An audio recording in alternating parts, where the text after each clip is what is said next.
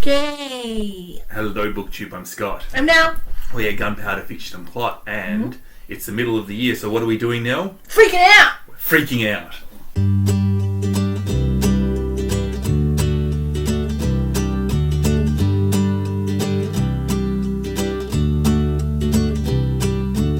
It's the media freakout tag. You all know the drill. You've all watched everybody else do this. We're getting in on the bandwagon late, because that's how we roll. It is. Slowly. Right. We roll slowly. There's 15 questions, and we morally object to 3 of them, so we're not even going to mention them. I don't think we morally object. We just ethically on them. grounds. Oh my god.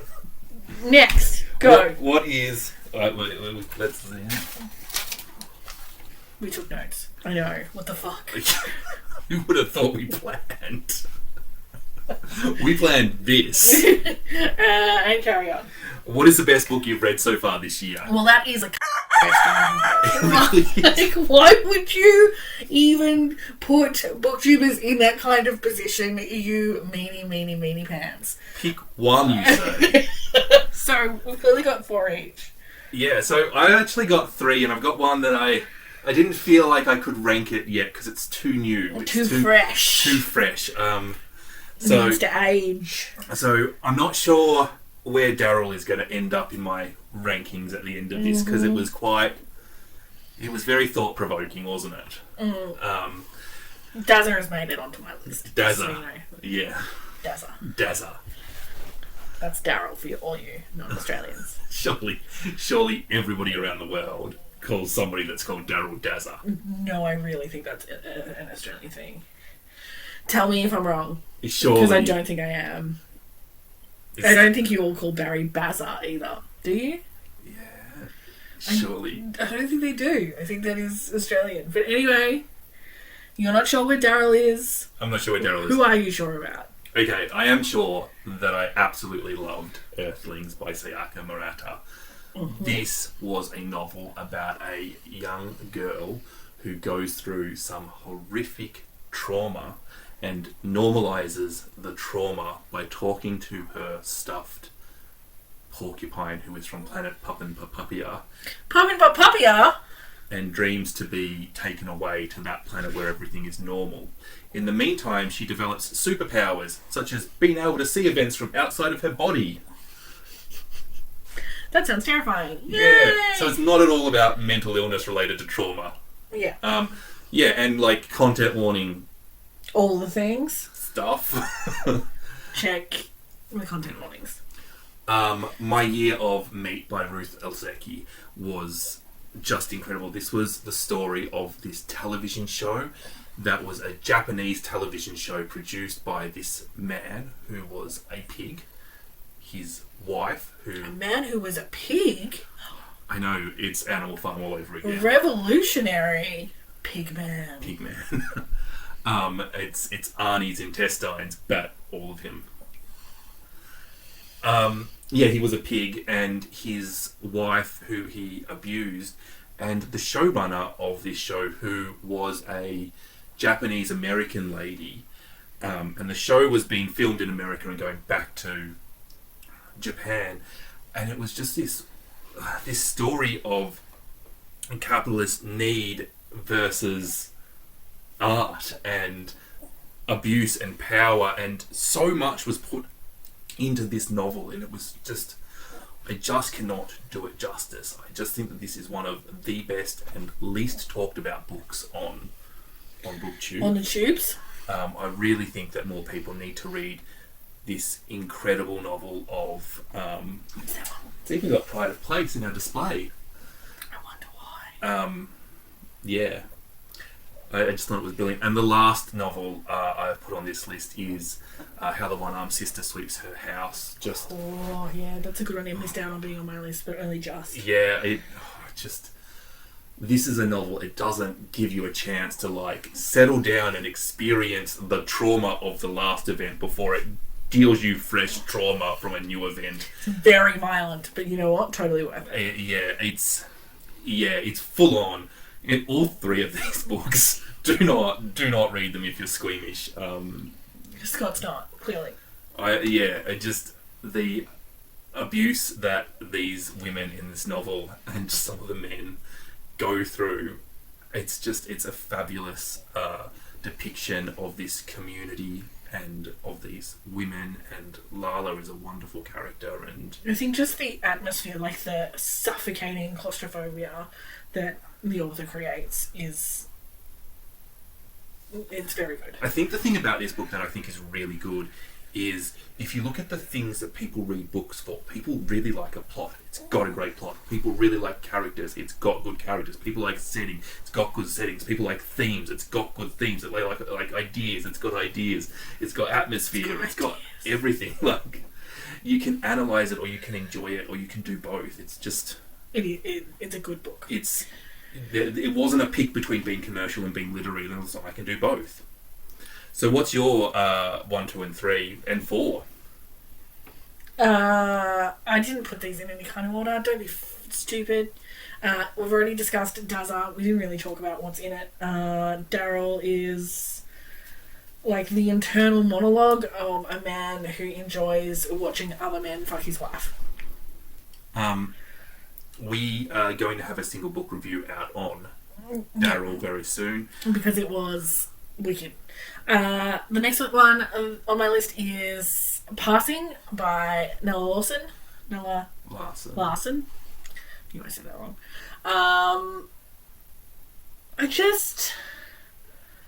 There was lots of things about race that I really have no way to empathise with outside of putting myself in the head of a character.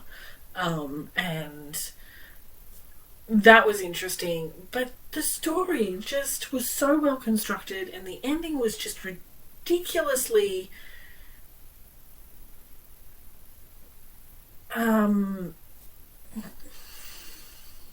confronting. And it's such a short book, and it's awesome. It's a classic for a reason. Next on my list is No Friend But the Mountain, which gutted me. That is sort of the story of what it's like inside Australia's mandatory detention centres that we have for refugees, because we're an awesome fucking country. Australia. The novel is fictionalised in order to protect the identities of the people who our government still holds in prison. It was smuggled out in SMSs one at a time, and then translated and put together as a project. It's just... I read this too, and what I found most shocking was how I sort of already knew everything that was happening, and how the government still gets away with it because nobody is outraged. It's just... I think there are people outraged, but I think that every one of us is convinced that we're the only ones that are outraged. Like, I feel like this is a tactic that the Australian government certainly uses, but it makes you feel like an extremist for being a compassionate human being. Yeah. And it makes you feel like, like if you talk about these views with other people, you're going to be laughed at and shunned. But we see it happen all over the world. We see it happen in America, in the UK, in Europe, that anybody that is like campaigning for human rights or just wants, basic human dignity for everybody is some sort of extreme lefty nut job and doesn't have a job and doesn't contribute to society. But anyway, all of these lies. The human rights issue that is Australia confronting and super emotional. And the last book on my list was Saltwater. I just really loved the style of the writing of Saltwater. It's a mother-daughter relationship book, which usually doesn't work for me so well, and this just did. And the writing itself was beautiful. I think that this was an excellent book too. I read it this year, and it narrowly missed out on being one of my bests. It's just... it's so good, and the thing that I think is so good about it is normally if you want to get me to rave about a book, there are just things that you should do, and there are things that I don't really care about. And Jessica Peters did all the things I don't really care about, and I still raved about it. Yeah, it wasn't a very Scott book. She It was, got me to like a book. Yeah, exactly. yeah, it was a very Nell book though. I really like the style of this. If everything was written in this style, I would be really happy. Like just everything. If everything was written this well, I would be very happy. Yeah, in this style, at this level, just like write pamphlets like that and I'll be happy. Do you know what I mean? Like, why aren't ads written like that? I don't know. Why do we have to read some... Yeah. Yeah. If everybody could take Jessica Andrews' brain, clone it and put it in their head, That'd would be good. Yeah. Yeah. Question number 3. A new release that you haven't read yet, but you want to. The Kingdoms by Natasha Pulley and The Chosen and the Beautiful by Nevo are both pretty high on my list, but I actually think I have quite an extensive list of new releases this year, which is very not usually me, and I hope that stays that way for the rest of my life. Yeah, look, Quakey and Maisie is 5-star guaranteed for me. They're just... totally rocking. So yes, I do think that's on my list Dear too. Centurion is on the list. on the list. Most anticipated book for the second half of the year. And what do I want to read the most? Yeah, like this is actually... all of them. We're leaving this question in to criticise it because it's the book I'm going to pick up next. Like... I don't even know. I don't know. This is why I'm a mood reader. Like, ask me right this very second and I'll say that one. My Year of Mate. Well, that's not what I was pointing at. But whatever. Like, whatever I happen to see or put my hand on or takes my little fancy. Yeah. Right that very second. Yeah, completely agree. So, terrible question that we're not answering. Just because we're no fun, we have no souls. I have plenty of souls. Yeah, do you collect them? Yeah, like a other go-go people's. character. Yeah. What are we up to? Biggest disappointment of the year. Look, I couldn't decide on one, so I've got 3. Of course you do. But they're disappointing in different ways. Okay, go on. Okay, the first one, The Memory Police. Because that book was just bad. It was bad. And it's built up quite high by some people. And you didn't enjoy it. And it doesn't deliver. Secondly, Black Leopard, Red Wolf by Marlon James. I absolutely loved Brief History of 7 Killings. Best book I read last year. Marlon James, incredible writer. Get to Black Leopard, Red Wolf, even if it's not at that level, expecting it to be pretty good. And it really wasn't. And that was really disappointing because... obviously. And I know a few other people have been put off Marlon James by that book, and I would really say read Brief History of 7 Killings and then make up your mind. And then make up your mind, because I feel like he tried something, like he tried to do literary fantasy, and it's hard, and I just don't feel like he got the balance right between the world building and then like it didn't work for my brain. The last one I want to mention is Sons and Mothers by D.H. Lawrence. I did this as part of the 1900s to 1950s readathon, and it started off as this incredible novel, and it petered out into something else entirely, and it was disappointing because I was expecting this to be potentially my favourite book of the year when I was enjoying it, and then it just petered out into being something not quite what it started as. Yeah, it was very average towards the end, but the start was so wonderful. And mine is The Prophets. I thought there was a lot of hype. There was lots of people who I think their opinion is usually pretty spot on, who raved about it, and then I read it and I DNF'd it, and I don't actually DNF very often. I've got 2 DNFs this year, that's it. Oh, what's the other DNF? The erotic Punjabi ladies. stories of the Punjabi widows. Yeah, and that which was just crap. Yeah. Yeah, I think I agree with you that The Prophets was... Just... Yeah. I didn't even make it halfway. Biggest surprise for you? For me, it was space opera. I went in with, like, no expectations, and it was awesome. Yeah? Yeah. Yeah, I think I agree that this one was...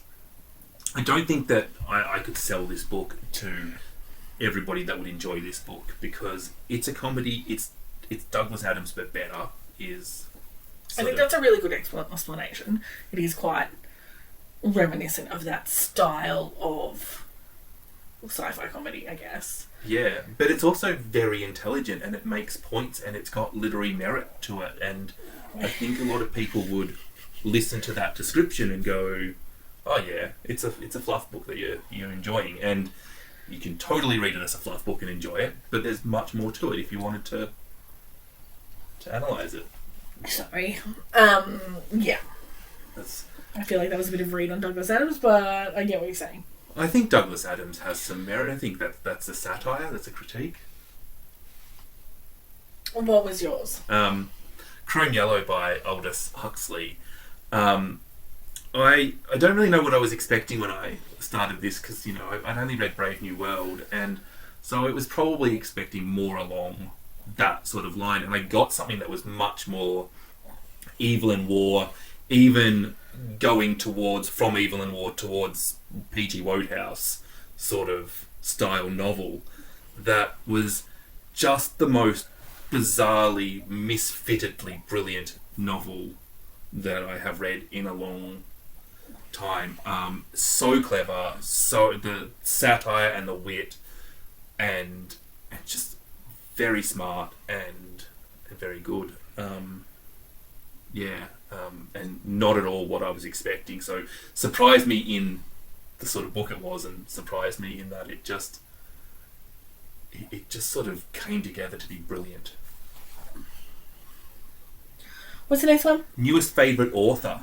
I picked debut authors because I haven't actually read 2 of anyone new this year.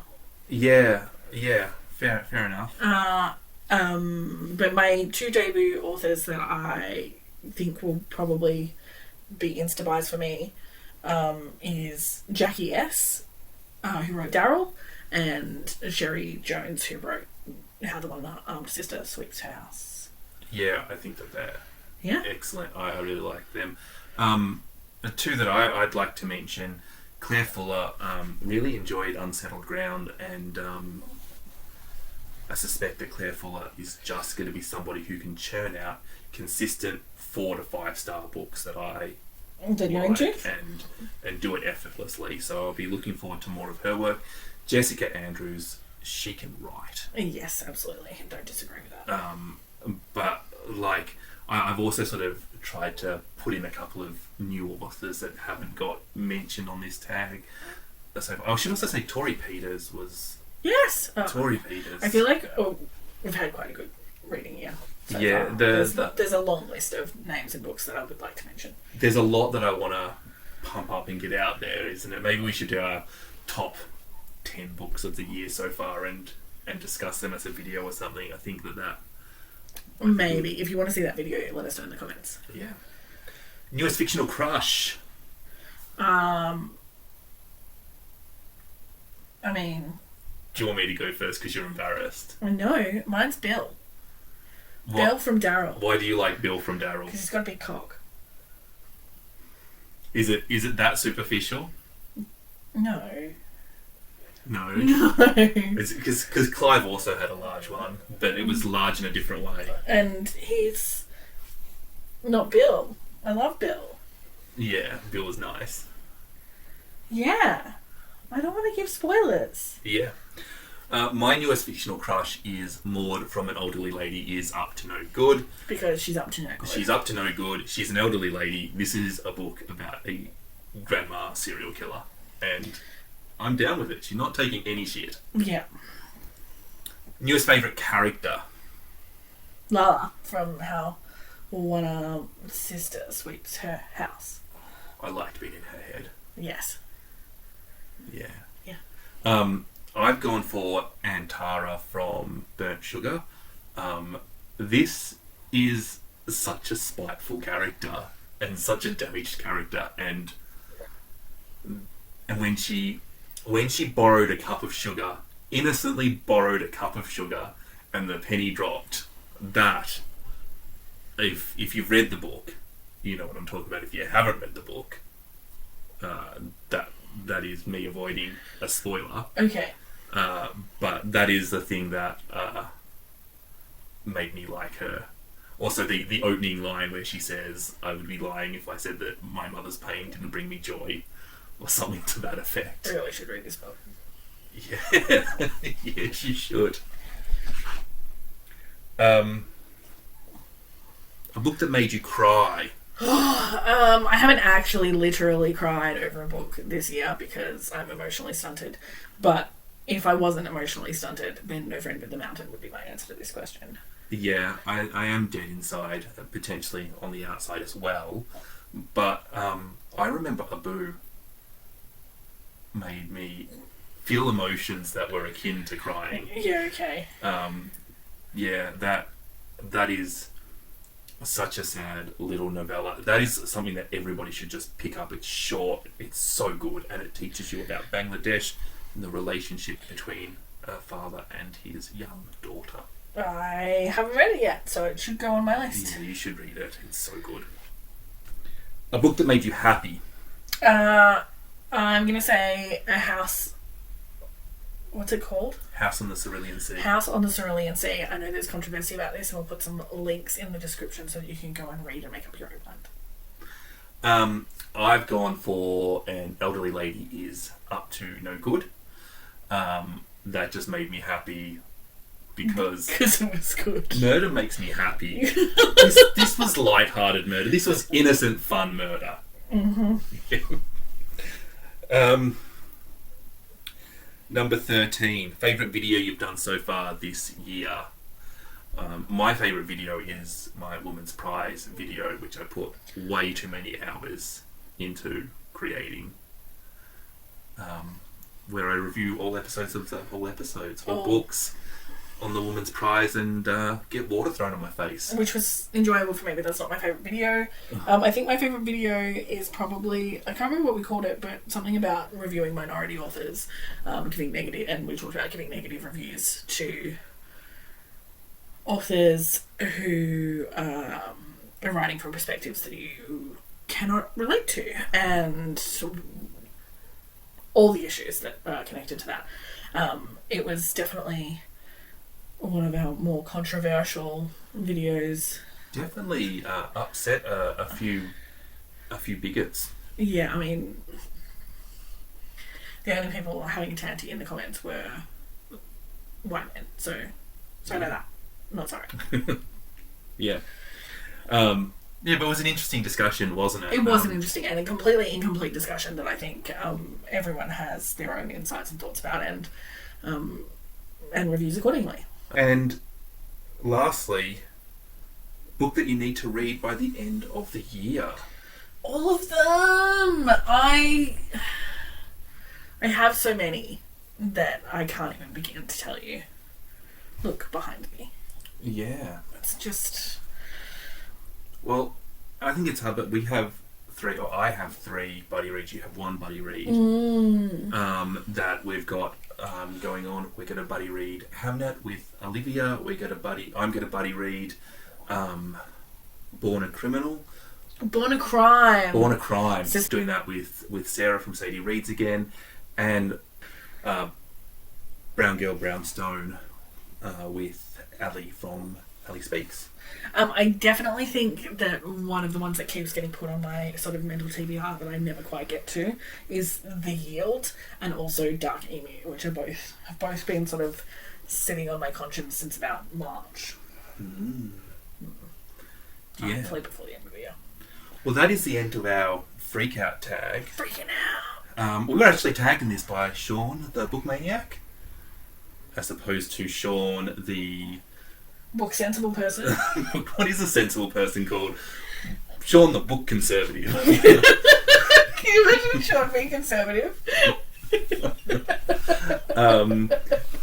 And we could tag people in this, but what I want to say is that this is a BookTube rite of passage. You do not need to be tagged. You don't need to be tagged. No, this is a seasonal one. I think you just do this when you feel like you're at the middle of the year, don't you? Yeah, I think it's like a tax return. Nobody do it now. It's a tax return. You need to be tagged to do your tax return. All right, we're done. We're freaking out. We're crazy. Love you. Bye. Bye.